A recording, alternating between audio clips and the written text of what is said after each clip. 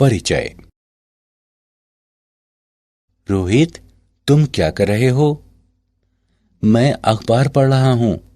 क्या तुमने कोबाल्ट 60 का समाचार पढ़ा? नहीं तो क्या हुआ है? रेडियो एक्टिव पदार्थ कोबाल्ट 60 पश्चिमी दिल्ली के मायापुरी में मिला है। मुझे नहीं पता। और ये रेडियो एक्टिव पदार्थ क्या होता है? ये एक पदार्थ है जो विकिरण उत्सर्जित करता है और ये जीवों के लिए हानिकारक है। अच्छा, तो मायापुरी में क्या घटना हुई? वहां रेडियो एक्टिव पदार्थ मिला है और इसके संपर्क में आने से एक व्यक्ति की जान चली गई है। ये तो बहुत ही दुखद समाचार है। हानिकारक होने के बावजूद इसके कई फायदे भी हैं। इनमें ऊर्जा का विशाल भंडार होता है। बच्चों, इस पाठ में आप नाभिकीय ऊर्जा उत्पत्ति के बारे में जानकारी हासिल करेंगे। उद्देश्य। इस पाठ के अंत में आप निम्न करने में सक्षम हो जाएंगे।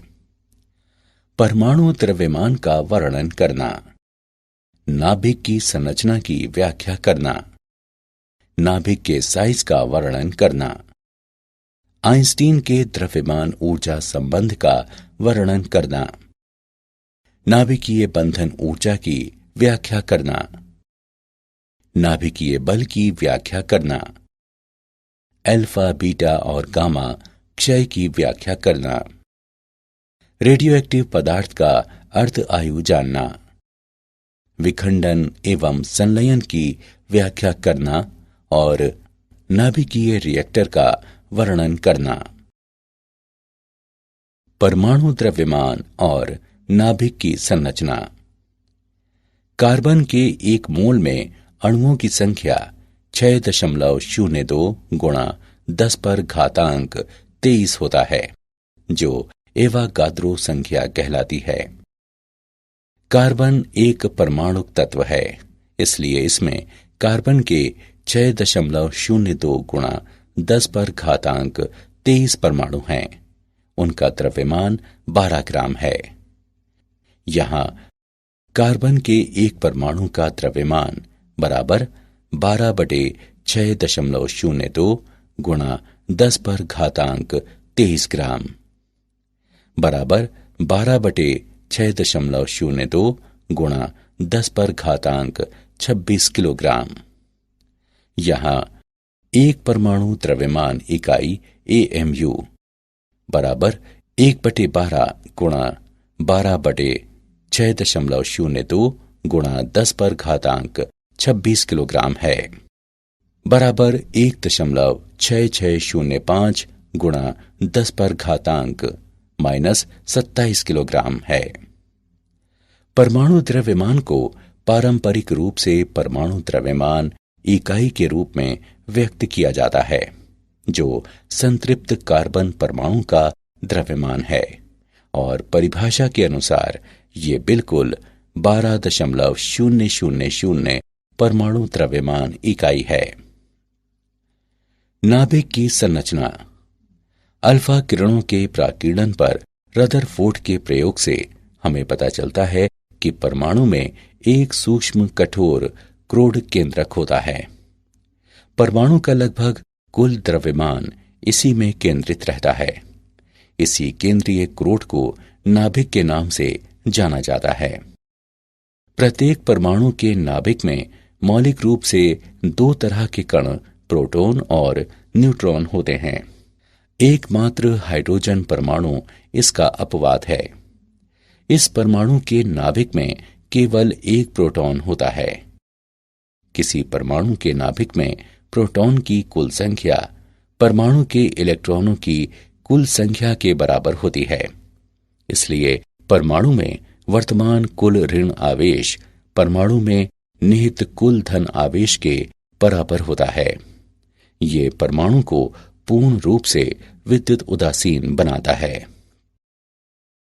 नाभिकीय संरचना को इस प्रकार समझा जा सकता है। माना Z परमाणु संख्या बराबर प्रोटॉनों की संख्या।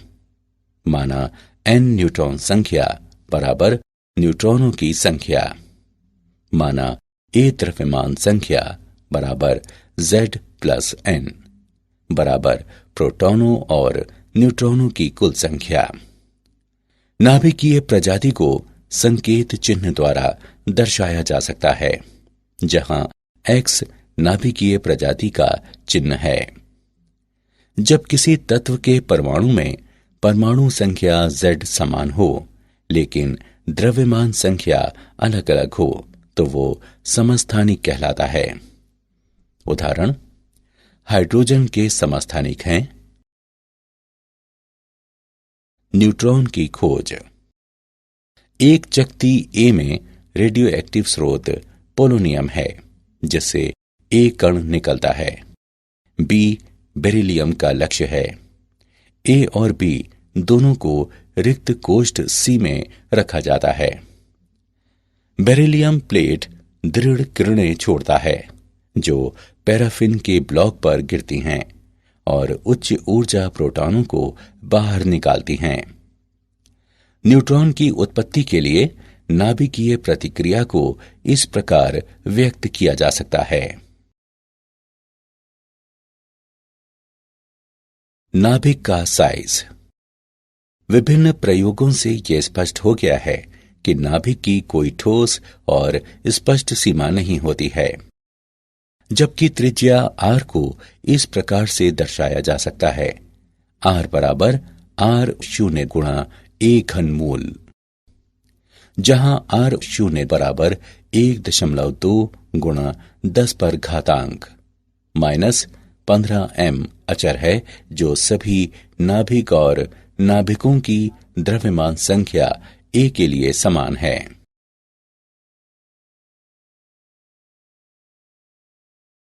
द्रव्यमान ऊर्जा। आइंस्टीन ने द्रव्यमान ऊर्जा का समतुल्यता संबंध दिया है, E बराबर mc वर्ग, जहां ऊर्जा E द्रव्यमान m के समतुल्य है। C निर्वात में प्रकाश का वेग, जो 3 गुणा 10 पर घातांक 8 मीटर प्रति सेकंड है।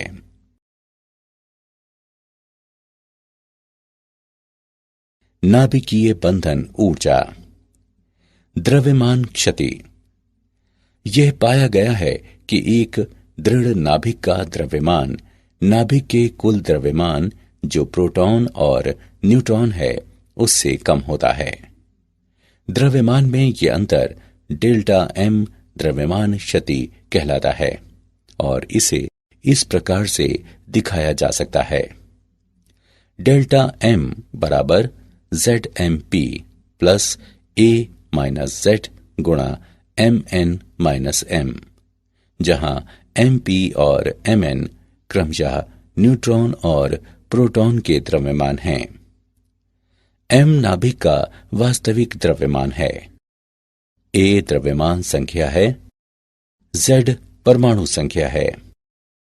ऊर्जा द्रव्यमान क्षति के समतुल्य है, अर्थात डेल्टा m गुणा वर्ग C नाभिक की बंधन ऊर्जा Eb है।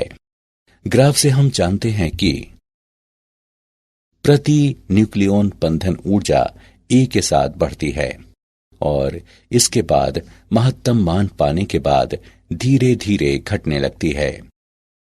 मध्यवर्ती द्रव्यमान संख्या के साथ नाभिक को प्रति न्यूक्लियॉन उच्च ऊर्जा प्राप्त होती है।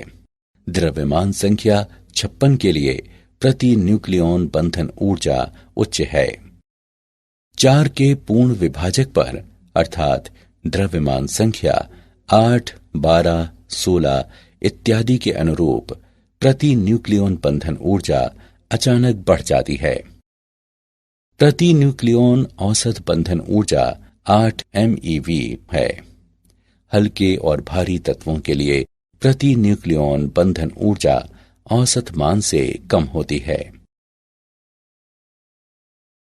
नाभिकीय बल। नाभिकीय बल न्यूक्लियॉनों को एक दूसरे से बांधता है और केंद्र को स्थायित्व प्रदान करने में महत्वपूर्ण भूमिका निभाता है। नाभिकीय बल के गुण। वे सामान्य तौर पर आकर्षित करते हैं। वे स्वतंत्र रूप से आवेशित होते हैं। वे बलों के लघु विस्तार सीमा में होता है। वे चक्रण पर आश्रित हैं। वे अकेंद्रीय बल हैं। नाभिकीय बल 3 मूलभूत बलों गुरुत्वाकर्षण बल, कूलॉम और नाभिकीय बल में सबसे अधिक शक्तिशाली होता है। Radio active. अस्थिर नाभिक अक्सर अल्फा, बीटा या गामा किरणों का उत्सर्जन कर दूसरे नाभिक में परिवर्तित हो जाते हैं। इस तरह से एक स्थिति से दूसरे में स्वतः परिवर्तन को रेडियो एक्टिव क्षय कहते हैं। 3 प्रकार के रेडियो एक्टिव क्षय होते हैं। 1 अल्फा क्षय, 2 बीटा क्षय और 3 गामा क्षय। रेडियो एक्टिव क्षयता का नियम।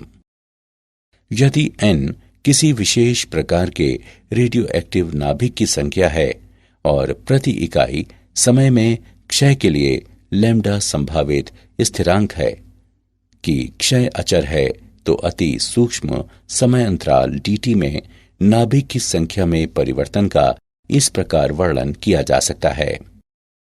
dn बराबर n t plus dt minus n t बराबर minus n t lambda dt। ऋणात्मक चिन्ह बताता है कि क्षय के परिणाम स्वरूप नाभिक में ह्रास हो रहा है। माना n0 t बराबर 0 पर नाभिक की प्रारंभिक संख्या है, तब nt अर्थात किसी समय t पर नाभिक की संख्या को इस प्रकार से लिखा जाएगा। nt बराबर n0 गुणा e पर घातांक माइनस लैम्डा t। माना r क्षय दर है, जिसका वर्णन इस प्रकार किया जा सकता है। r बराबर माइनस tn बटे dt। इसे समीकरण 1 से चिन्हित करें। समीकरण 1 का अवकलन करने पर हम पाते हैं कि r बराबर लैम्डा n0 e पर घातांक माइनस लैम्डा t। माना लैम्डा n0 बराबर r0। r बराबर r0 e पर घातांक माइनस लैम्डा t। यहाँ t बराबर 0 पर क्षय दर r0 है और किसी समय t पर क्षय दर r है। किसी रेडियोएक्टिव तत्व की विघटन दर इसकी रेडियो एक्टिविता अथवा सामान्य सक्रियता कहलाती है। इसे r द्वारा दर्शाया जाता है। सक्रियता को इस प्रकार से व्यक्त किया जा सकता है। r बराबर n लैम्डा।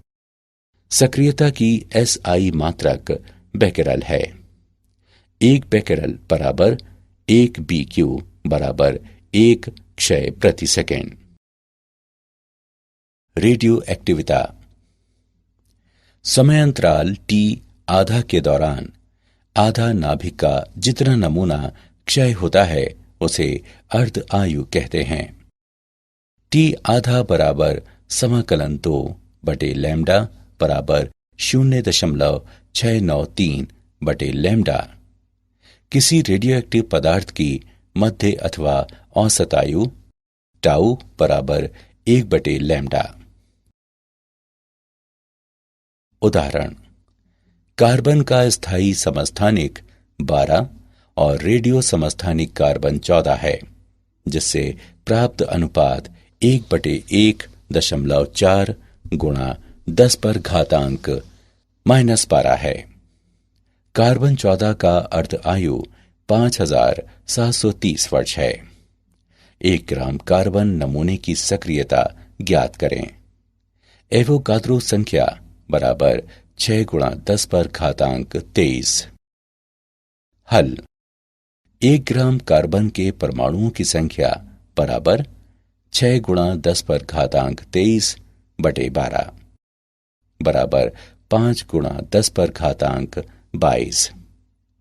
1 ग्राम कार्बन 14 में कार्बन की संख्या 1.4 गुणा 10 पर घातांक -12 गुणा 5 गुणा 10 पर घातांक 22 बराबर 7 गुणा 10 पर घातांक 10।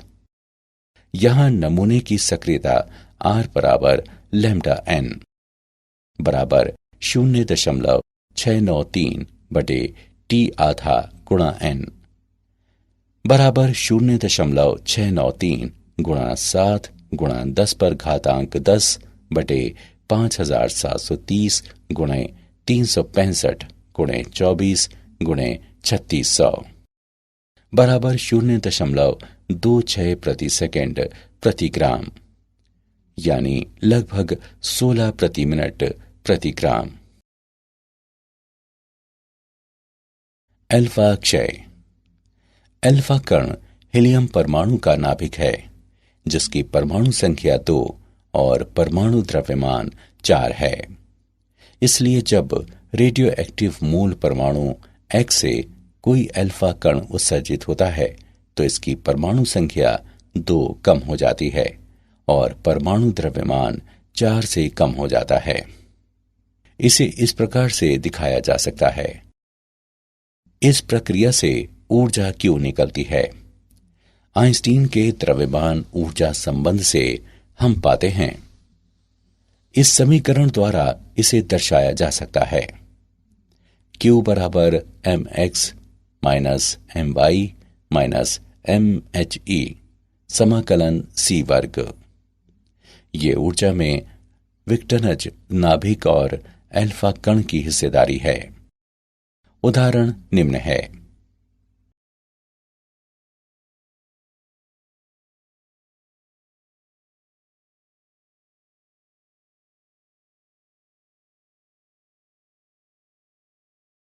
बीटा क्षय। बहुतायत न्यूट्रॉनों वाला नाभिक इलेक्ट्रॉन और पॉजिट्रॉन के उत्सर्जक द्वारा अधिक नाभिकों में रूपांतरित हो सकता है। इस प्रक्रिया को बीटा क्षय कहते हैं। बीटा क्षय की प्रक्रिया को इस प्रकार व्यक्त किया जा सकता है। जहां बीटा कण है और एंटी न्यूट्रिनो है। उदाहरण के लिए कुछ कृत्रिम विघटन में नाभिकों से पॉजिट्रॉनों का उत्सर्जन होता है। एंटी न्यूट्रिनो और न्यूट्रिनो दोनों द्रव्यमान रहित और अनावेशित कण हैं और वे ऊर्जा और संवेग को संरक्षित करने के लिए उत्सर्जित होते हैं। गामा क्षय। नाभिक से गामा किरणों के उत्सर्जन की व्याख्या करने के लिए यह माना जाता है कि नाभिक ऊर्जा स्तर को बांटने की क्षमता रखता है। जब कोई अल्फा कण अथवा बीटा कण नाभिकों से उत्सर्जित होते हैं तो बाकी नाभिक उत्तेजित अवस्था में रहते हैं।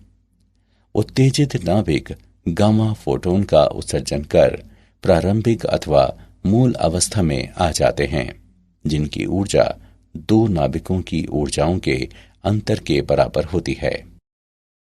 उदाहरण के लिए कोबाल्ट नाभिक जिसकी द्रव्यमान संख्या 60 और परमाणु संख्या 27 है, उत्तेजित अवस्था में द्रव्यमान संख्या 60 और परमाणु संख्या 28 के साथ निकेल नाभिक में रूपांतरित हो जाते हैं।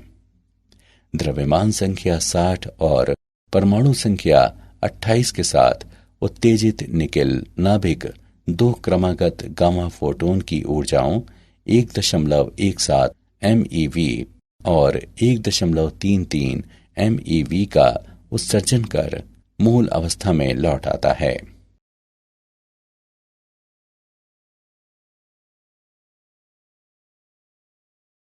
नाभिकीय ऊर्जा। परमाणुओं के नाभिक की संरचना में परिवर्तन हो सकता है। ऐसे परिवर्तनों को नाभिकीय प्रतिक्रिया कहते हैं। नाभिकीय प्रतिक्रिया में उत्पन्न होने वाली ऊर्जा को नाभिकीय ऊर्जा अथवा परमाणु ऊर्जा कहते हैं। विखंडन। भारी नाभिकों के दो हल्के नाभिकों में टूटने की प्रक्रिया को नाभिकीय विखंडन कहते हैं। जब एक सुस्त न्यूट्रॉन यूरेनियम 235 नाभिक पर प्रहार करता है तो वो नाभिक के द्वारा अवशोषित हो जाता है और एक अस्थायी समस्थानिक यूरेनियम 236 बनता है, जो तुरंत प्रचंड ऊर्जा के साथ 2 अथवा 3 न्यूट्रॉनों में उत्सर्जित होकर 2 क्षय उत्पादों में टूट जाता है। इस प्रतिक्रिया को इस प्रकार से समझा जा सकता है।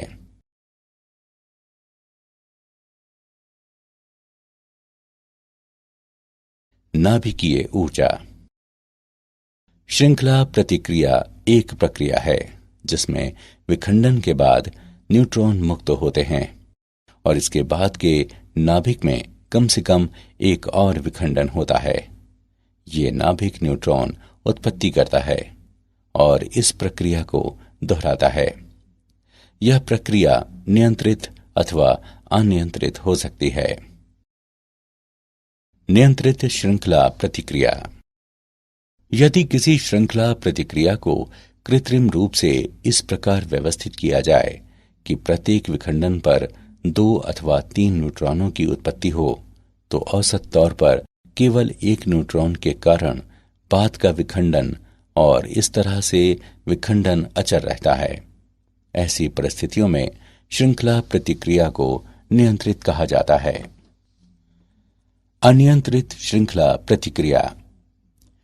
इस प्रक्रिया में प्रत्येक विखंडन में 2 अथवा 3 न्यूट्रॉनों की उत्पत्ति होती है। औसत तौर पर बाद के विखंडन के लिए एक से अधिक न्यूट्रॉन जिम्मेदार रहते हैं और इस तरह विखंडन प्रक्रिया पर कोई नियंत्रण नहीं रहता है। इस प्रकार ये बहुत तेज प्रतिक्रिया है और इसमें बड़ी मात्रा में ऊर्जा मुक्त होती है और प्रचंड विस्फोट का रूप ले लेती है। इस प्रकार ये ऊर्जा हानिकारक है और ये परमाणु बम के सिद्धांत का स्वरूप ले लेती है। पुनरुत्पादन कारक। न्यूट्रॉनों की उत्पत्ति और न्यूट्रॉन के विनाश के दर के अनुपात के रूप में इसका वर्णन किया जाता है। श्रृंखला प्रतिक्रिया होने पर पुनरुत्पादन कारक 1 के बराबर अथवा समान हो जाता है। यदि F पुनरुत्पादन कारक का मान 1 है तो श्रृंखला प्रतिक्रिया को स्थिर कहा जा सकता है।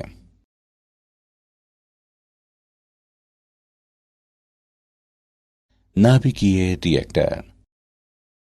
नाभिकीय रिएक्टर एक महत्वपूर्ण यंत्र है जो नियंत्रित श्रृंखला प्रतिक्रिया पर आधारित है और विभिन्न उद्देश्यों के लिए उपयोगी नाभिकीय ऊर्जा का स्रोत है। भारी परमाणुओं से बने ईंधन जब टूटते हैं तो न्यूट्रॉन को अवशोषित कर लेते हैं और इसे रिएक्टर के पात्र यानी एक बड़ी टंकी में एक लघु न्यूट्रॉन स्रोत के अनुदिश जमा हो जाते हैं। न्यूट्रॉन श्रृंखला प्रतिक्रिया शुरू करते हैं जहां प्रत्येक परमाणु टूटकर ज्यादा संख्या में न्यूट्रॉन मुक्त करते हैं, जिससे दूसरे परमाणु भी टूटते हैं।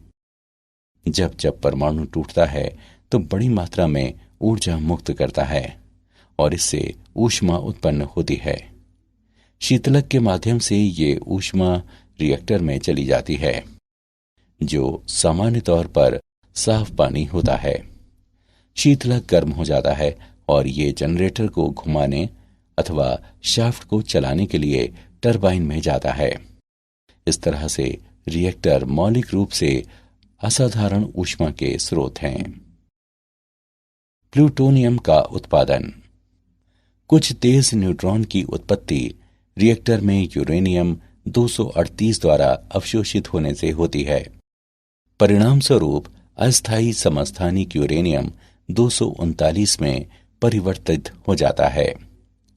यूरेनियम 239 बीटा कण उत्सर्जित कर इसे नेपच्यूनियम 239 में परिवर्तित कर देता है, अर्थात नेपट्यूनियम भी बीटा कण उत्सर्जित करता है और स्वाभाविक रूप से प्लूटोनियम 239 में परिवर्तित कर देता है।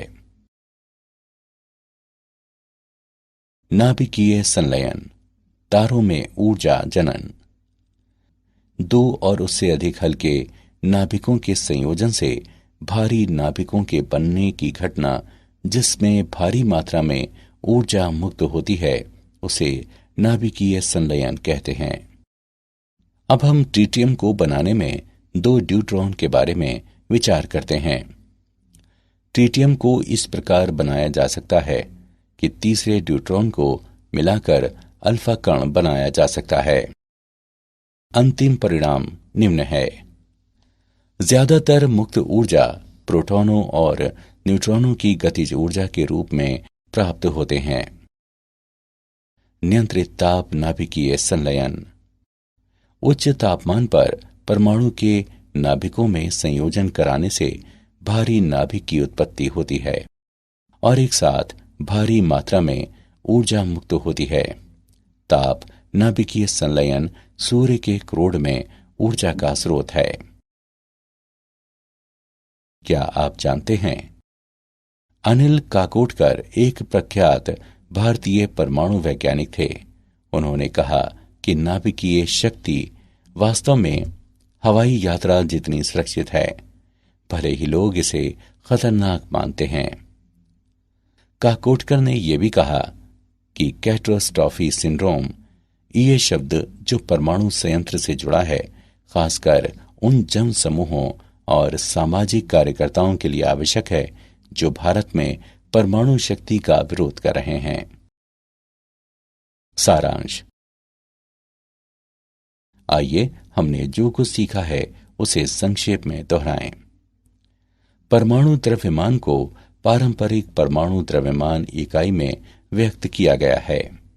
एक परमाणु द्रव्यमान इकाई AMU बराबर 1.6605 गुणा 10⁻⁻27 किलोग्राम।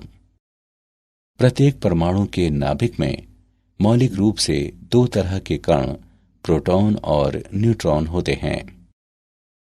नाभिक की त्रिज्या r को इस प्रकार से दर्शाया जा सकता है, जहां r0 बराबर 1.2 गुणा 10⁻⁻15 m अचर है, जो सभी नाभिक और नाभिकों की द्रव्यमान संख्या a के लिए समान है।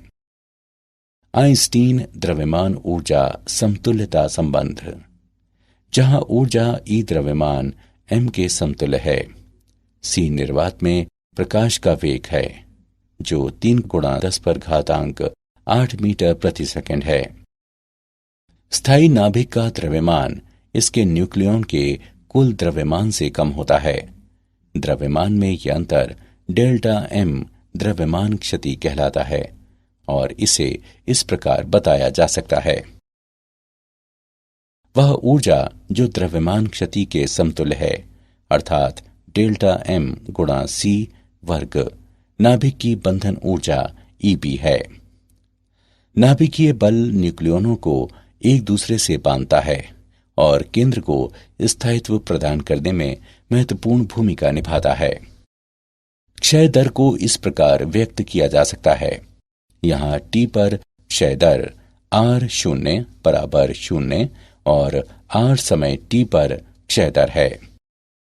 विघटन की दर को सक्रियता कहते हैं। इसे इस प्रकार से व्यक्त किया जा सकता है। सक्रियता का SI मात्रक है बेकेरल।